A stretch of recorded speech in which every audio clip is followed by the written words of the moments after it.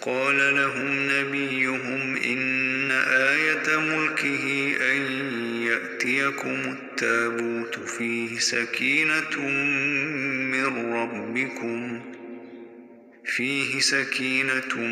من ربكم وبقية مما ترك آل موسى وآل هارون تحمله الملائكة إن في ذلك لآية لكم إن كنتم مؤمنين. ثم أنزل الله سكينته على رسوله وعلى المؤمنين وأنزل جنودا لم تروها وعذب الذين كفروا وذلك جزاء الكافرين. إلا تنصروه فقد نصره الله إذ أخرجه الذين كفروا ثاني اثنين إذ هما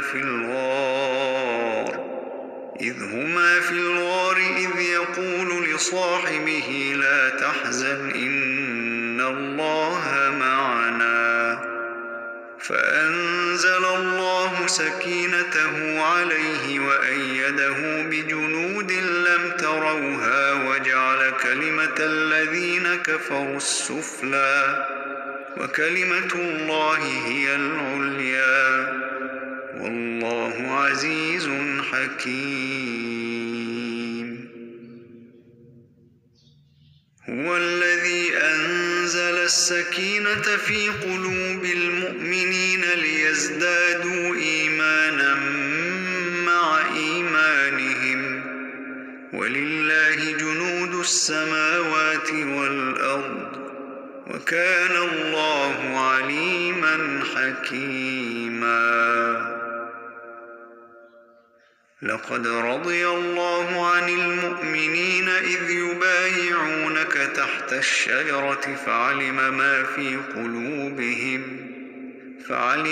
في قلوبهم فأنزل السكينة عليهم وأثابهم فتحا قريبا. إذ جعل الذين كفروا في قلوبهم حمية الجاهلية فأنزل الله سكينته على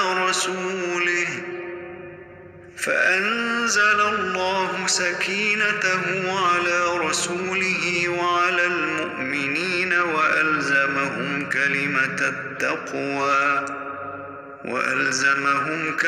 التقوى وكانوا أحق بها وأهلها وكان الله بكل شيء عليم.